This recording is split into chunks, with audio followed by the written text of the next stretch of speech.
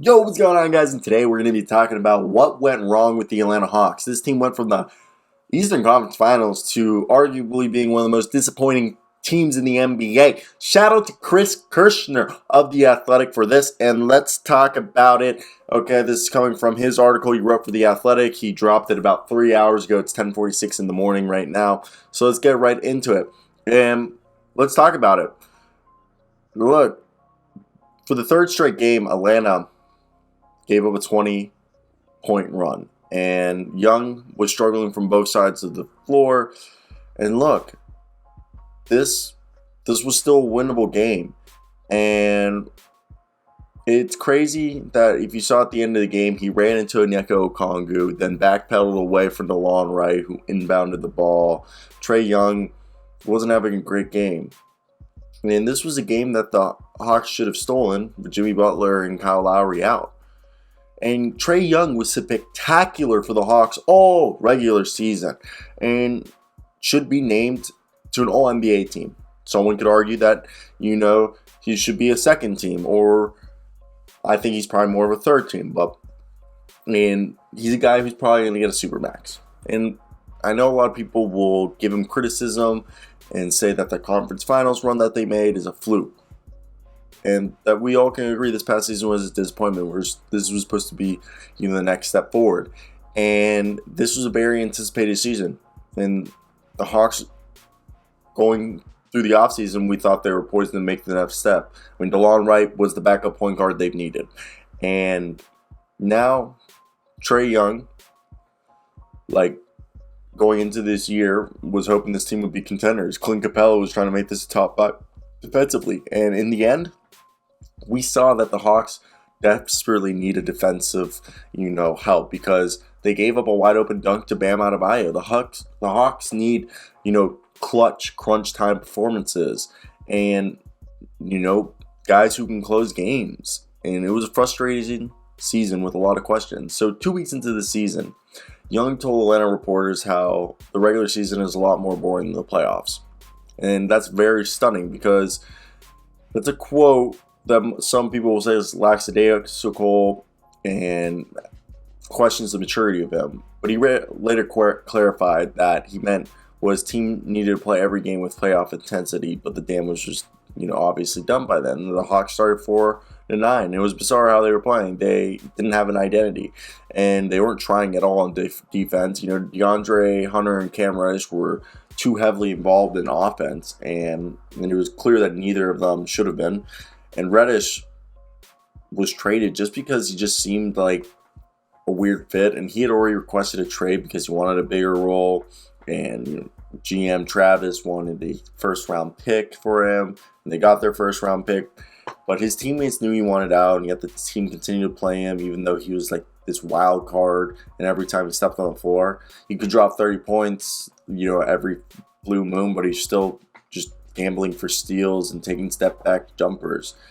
And he's a guy that everyone said he could be really good, Cam Reddish, just he needs to learn how to play basketball. And all the analytics point to Cam Reddish playing actively hurt the Hawks, and they still kept him in the rotation. And the front office felt like playing him might increase his trade value. I have no idea why they did, but McMillan kept playing him. And that was bad by McMillan. The Hawks were 15-19 with Reddish and 28-20 without him. Telling you a big picture right there. And that was one of the mistakes that we could argue McMillan did. And McMillan, taking DeLon Wright out of rotation was dumb, because this is a team in mid-March. They took DeLon Wright out of the rotation, and they needed, the perimeter defenders. He's one of their best perimeter defenders. And guess what? He ended up being one of the best players in the series because he's a good perimeter defender. And Nate McMillan's been a good coach for them compared to Lloyd Pierce, but McMillan's end of the game coaching is another thing. He's not good at end of the game adjustments, especially in late game situations. He has a tendency of just saying, "Hey guys, figure it out." Okay, that's whether that's by not calling timeouts to stop runs and have his guys regroup, or having the Hawks play through the flow of the offense, or sometimes he'll call a random play. And the Hawks finished the season with a minus, 8.8 net rating in clutch time, which the NBA considers games within 5 points under 5 minutes. And then speaking about potential matchups, a few weeks ago, we thought the Heat were a bad matchup for Atlanta, okay? In the sense that we thought the Hawks could upset them. And Lloyd Pierce was fired last season because he lost the locker room, and mainly Trae Young. And one source has asked for Tuesday's game if McMillan had support in the locker room, and he believed, if he believed that the players still believe in their coach, and he just laughed. A few days ago, McMillan's job security was not in question, but now it's unclear. Okay, and the series was cool, but in his 18 seasons, Nate McMillan's only advanced twice out of the first round. Last season in 2005 with the Seattle Supersonics. So Nate McMillan might fall short in many people's eyes, his rigidity, and in particular, when it comes to experimenting with lineups, even if it goes against the status quo.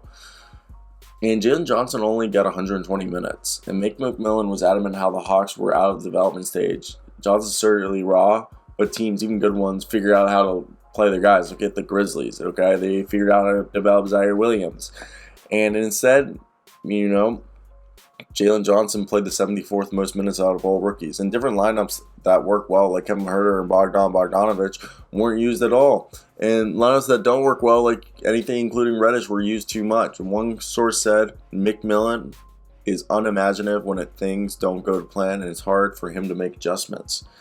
So now with that being said, okay, when the Hawks go from the conference finals to a first round exit, it's weird because the East improved this season, the Hawks didn't improve. The clearest way for the Hawks to improve this offseason is through a trade. Collins has, to be considered the most likeliest person to move, but because the Hawks don't have the biggest piece, but Collins or Clint Capela, don't be surprised, because Clint Capela could be replaced by Onyeka Okongwu, and then you keep a guy like Gorgie Danger, you draft the guy to back up Onyeka Okongwu. And Hunter, who had his best game of the season in Game 5, 35 points, was below average for most of the season. You're not getting a quality piece for Hunter back, and you're just going to hope Hunter is going to become the guy we thought he was a year and a half ago when he was averaging 17.5 points before that injury.